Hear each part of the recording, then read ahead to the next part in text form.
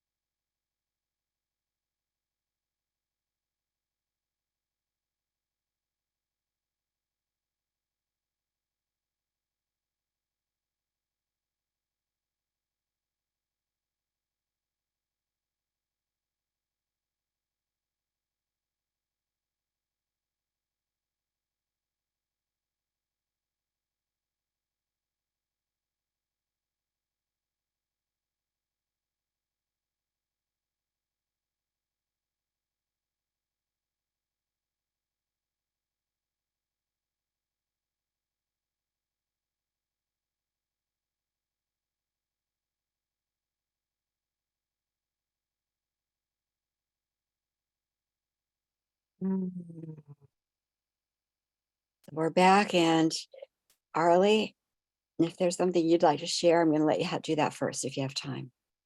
Okay. My guides reminded me of a prophecy. I've talked about this guy before. Grandfather Stalking Wolf went to Tom Brown's. Grandfather Stalking Wolf gave these predictions about global warming, and he's a doomsday person. The end of the world, if you don't change, this is going to happen. And he saw the contrails. He described them as white snakes in the sky all the way up through the pandemic. The last thing that he saw was red skies, red skies, red skies. And that will be the time when, in Tom Brown's cosmology, the people who know the way would head to the woods and live in primitive fashion. But anyway, scientists are now talking about shooting something into the atmosphere in order to stop the Earth from warming. Okay, from the continued warmth. It would be a shield thing. They didn't mention color or anything like that, but my guide said that we need to work on giving wisdom and knowledge to the scientists who are thinking of doing this, because this is not good. So that's what I was shown.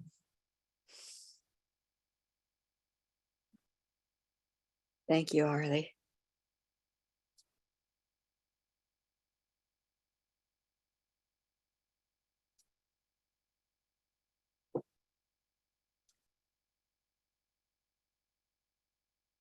Where I was taken with children was the concept of the outsiders. We own the children from conception to birth and full use of them. They are ours. So we went back in time, took back the Sophia. Absolutely not. We took back not all the bodysuits, their presence, the fruit, the actions of that bodysuit, and did the originator and got rid of that. But then the next thing showed up was the imbalance, often in these domestic violence situations where the father, often the father, but it could be the mother, is the abuser. And it's also part of the outsiders that because we own the male bodysuit, we will use the male bodysuit to control women through the children, and by keeping the mother disempowered. And so we went back to the originator to eliminate that and put in place a new part of the evolutionary blueprint for the Earth mission. We've already put in place no ownership marks for them in the male bodysuit. That's not allowed at all. But now what we've written into the mission that we didn't have before is that because we're not going to have children initially, that was not part of the plan, that star children coming from their star families have two healthy star adults parents as those who are safeguarding and mentoring them. So I'll probably work with that a little bit, but that's what I was told in relationship to the problem with children.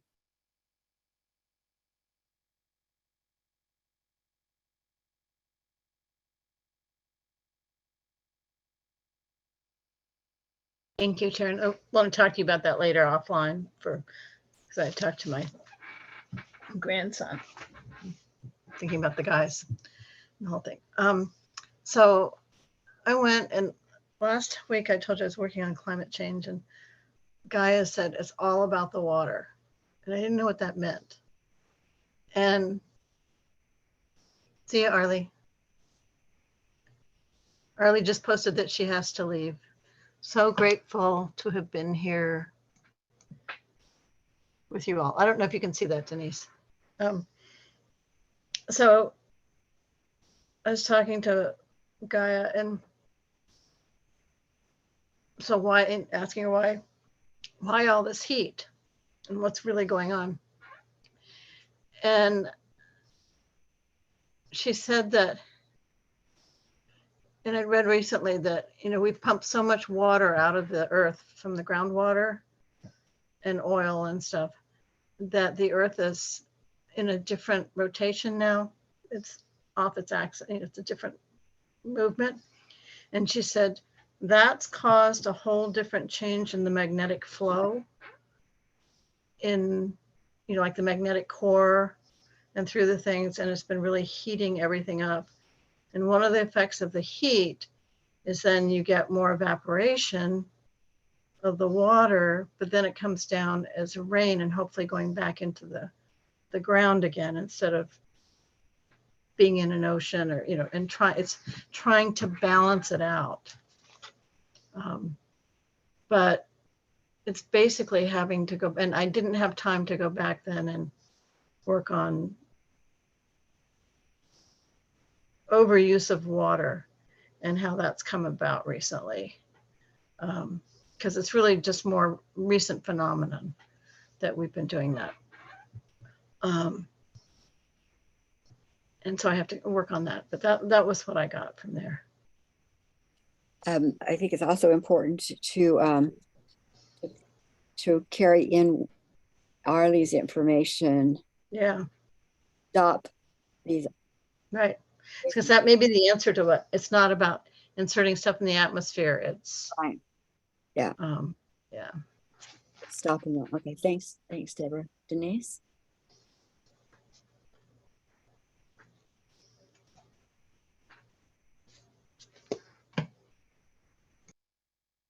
Okay.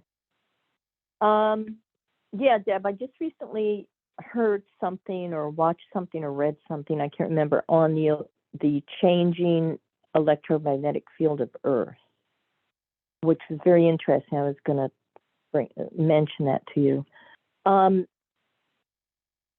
So I recently had a conversation with Deb where I'd been thinking about this whole like self-love, self-condemnation, and the importance of this energy to be changed, and especially I brought it into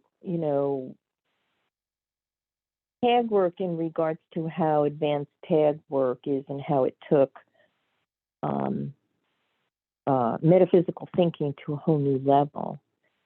And I had reminisced about when I had been into metaphysics, but then with rebirthing and some groups we worked with, I remember having to this day the revelation of going so deep into, oh my God, I am responsible. And it really affected me. So I can see how that interest is just kind of guiding me through this. And I was told it's okay, to set myself as a surrogate and really utilize all the different techniques and tools that I've learned with TAG to really go into, not only, really go into with self-love, what are all the little belief systems? What are the statements we all make about ourselves? And then take that, as my base and really utilize my tools from TAG and see where it takes me. And I got that, working from this end with that could really go into, eliminating those original galactic inputs of, false thoughts. And that's so important for healing and for people to even hear this work, because I see in myself that as much as I believe and know, and all my journey thus far, I can still have resistance to this work. But I also know that when I feel that, or when I kind of short circuit and I have to go back to it and review it, that's my resistance, but that's okay. I'm eliminating things within myself as we continue working that will break this down or, take it away. But then I think about, oh my God, there are so many people that, and I realized this with when I first got into metaphysics, people don't want that responsibility. They don't want to take responsibility. And so that's been kind of a concern of mine. So yeah, I received very clear guidance and direction on where to go next with this. That's good. That's good. So what we'll do is just seal what started, what laser keeps working. And then when we meet, we'll see where it is that we bring as feedback as we go forward. So thank you all for being here. Love you. Such important. Sharon. Love you too. Okay. Thank you. Bye, loves.